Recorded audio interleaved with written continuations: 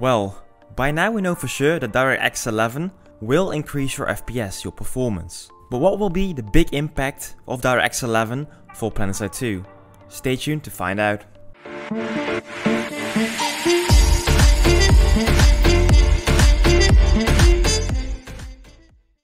Hello and welcome, ladies and gentlemen, welcome back to the channel. Before we're getting started with the real discussion about the impact of DX11, I want to give a big thank you to all the viewers of the 24-hour livestream last Saturday and last Sunday. But I do have to note that my voice is actually hurting right now, so bear with me. Having said that, let's go on with the real story. First of all, I want to tell you this is not part 2 of my DX11 first impressions video. I'm sorry that in that video the FPS count did not show because the PTS update did something wrong with my screen ratio. Well, that will be fixed in the future. But this will not be a video talking about real numbers, hard numbers, because yeah, your PC is probably different than mine and your mileage will vary. If you want to see some hard numbers, I'd highly recommend checking out the video by Serious Gaming or otherwise by LCTR Games. Severe saw not that big of an improvement, whereas LCTR did actually see big improvements, the same 50% as I have seen on Ultra. Some people are questioning my 50% claim, but I've been testing again on the PTS later on, and I saw the same Ultra with Shadow 60 FPS increase to 90. However, I'm not going to tell more about numbers because I want to see it in a big battle, in a big fight. For these bigger battles, I'm still waiting for the playtest announced by the developers. Please keep up to date with the developers by following their Twitter account at Planetside on Twitter, or maybe also Nick Silva on Twitter, or even Rel. Or what you could also do is follow me at Fable1_TV on Twitter, and I will retweet those things, of course. Anyhow, I will keep you up to date with these things, guys.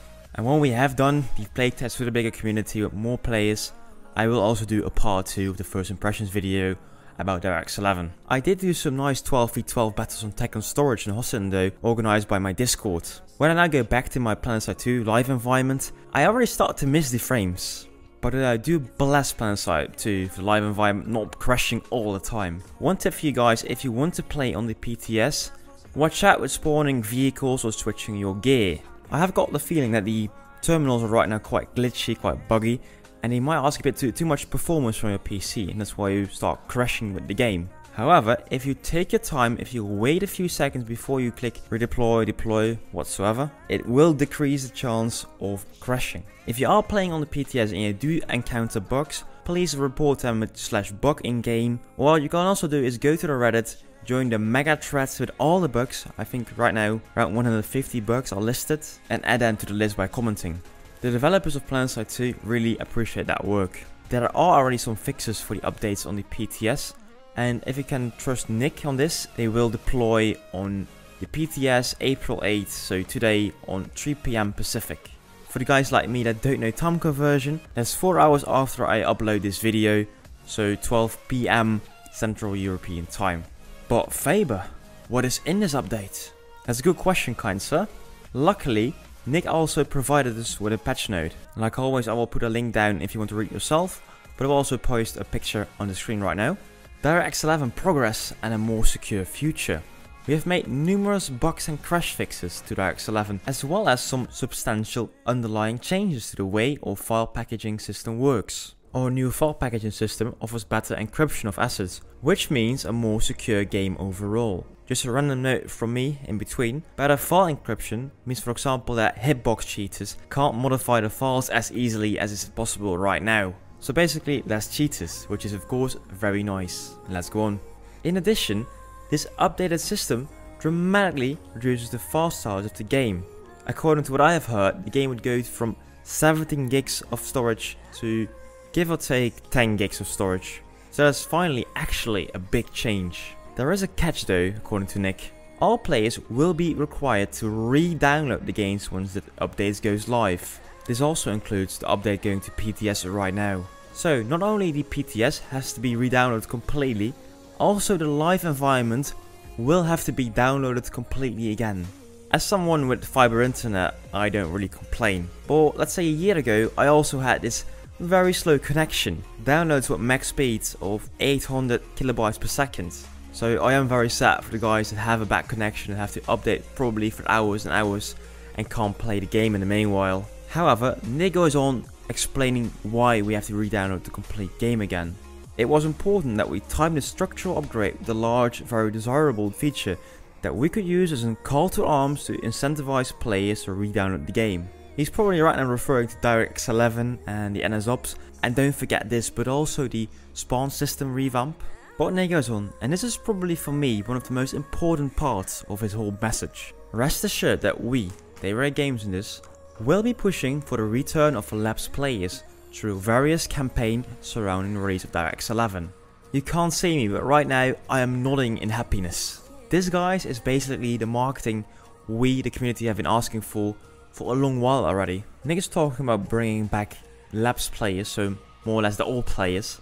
And I think that's a fine focus for the marketing program. Many players stopped playing when they saw that the game was, well, very sluggish sometimes, or there was not enough content. But this might be enough for all players to, you know, check out DX11 on Planetside 2 and see if they might be happier right now. I personally think it would be fine if we're not really focusing on getting completely new players with this marketing push, and that has a reason. If you go to the gaming market right now and you say a game upgrades to DX11, we guess maybe a Planetside community might be very happy. But really, all the other gamers are used to this. This is no big news. Maybe implementing a DX12 mode would be news, but really going from DX9 to DX11? Okay, good. Nothing impressive at all for normal gamers. I however really appreciate the work by the developers and the time they put in to finally accomplish this, because I do think it wasn't always the easiest task with the Fortran engine. Let's continue though with the message. In the coming week we will be sharing our livestream and the playtest schedule and maybe a bit more. They already announced the livestream and the playtest schedule, but I'm actually very curious, what can they mean with maybe a bit more? Like a release date for DX11? Like a release date for Planetside Arena? I don't know. Let me know in the comments what you think.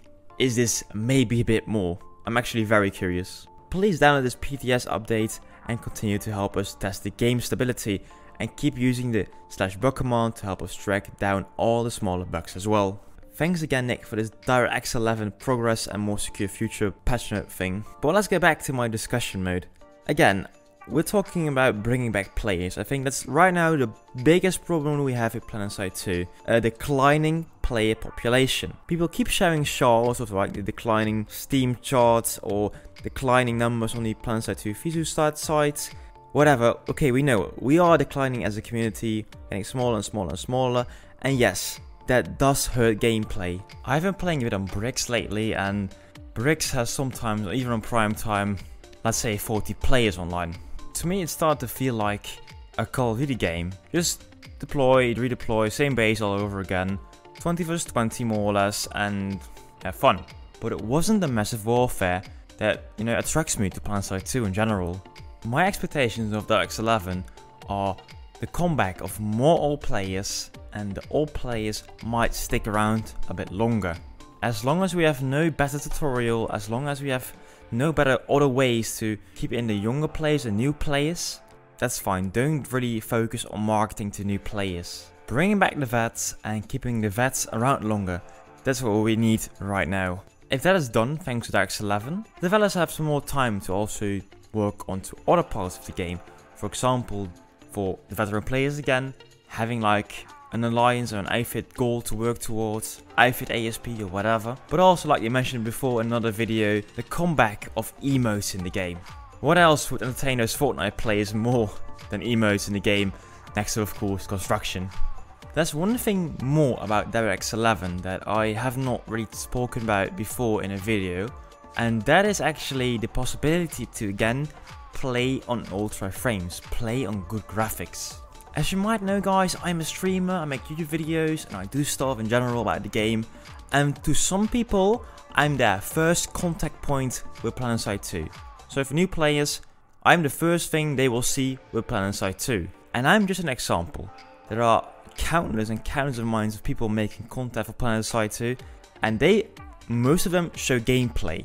I am right now running around with potato settings, potato graphics actually, and the game does look like mashed potatoes to me. For me personally, performance will always be number one above graphical fidelity, but as long as I have decent performance, I am willing to go to ultra settings, show people how beautiful this game can be. If I am this first contact point with the game, I want people to see that this game actually is special. Maybe not on Battlefield levels, but still it's a good looking game, especially for one that's free to play. And right now, focusing on me being this contact point, but also for you guys watching right now, you can finally play with shadows on. At least you can now enable them without losing hundreds and hundreds of frames while playing. Enabling shadows also has some gameplay advantages. It doesn't only look nice, but also when you're looking at, for example, cover, you can maybe see enemies hiding over there thanks to the shadow. Probably there are some more settings, maybe particles or anything, that does allow you to also enjoy the more beautiful settings. But what will you do? Will you keep your settings on potato very low? Or might you switch to some ultra things to just make things a bit more beautiful?